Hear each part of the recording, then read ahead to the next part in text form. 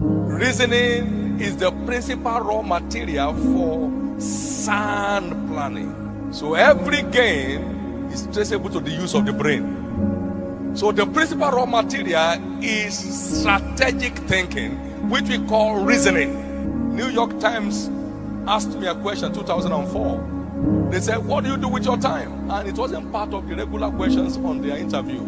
I said, I read and I think. And everybody around me knows that is my mainline hobby. The only time I knew I needed a driver was when I would park by the road to put down my thoughts before the escape. When the thoughts strike through my mind, I would just park the car, take my pen and write it down, and then I nod my head before they would think that it's madness. That's the only time I knew I needed a driver. When we sit in the car going from one place to another, you can find me very busy the next 3 hours, no word to anybody, drawing things and checking the calculations and saying how it works and all of that. That is the only way to work it.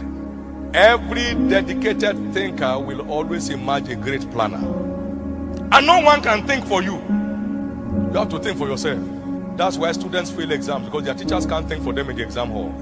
They teach you and leave you to think your way through. So every information you have gathered here from every workshop, from the plenary sessions, you now go and use it and enter the engine room and start analyzing and diagnosing and dissecting and integrating until you can find how to draw maximum value in addressing your present position. If you must have a change of position. If you are not committed to mental work, you will end up doing menial work. So spirituality is not against reasoning. When Jesus bent down and was writing on the floor, he was reasoning the answer to the question of the Pharisees. We caught this woman in adultery and Moses said we should stone him. What do you say? He bent down and reasoning out the answer. These are deadly people. These are wicked people. What is the best way out of here? They have already carried stones, not to stone the woman, to stone Jesus. So he stood up. He ignored the question. Any one of you that has never committed any sin, let him be the first to stone her. She bent down again to hear their response. If they say this, what will I say? If they say this.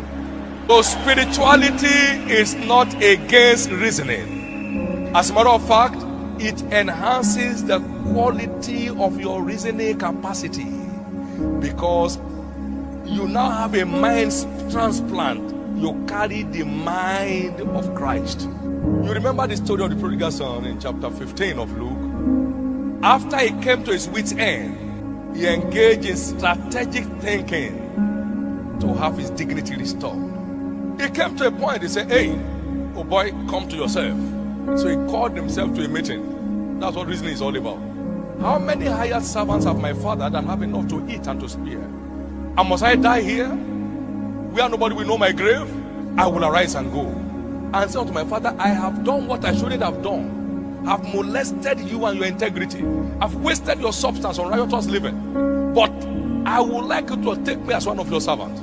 He called himself to a meeting. He debated the issues on hand, came out with a conclusion, and stood up to work on the plan. And you understand what it was.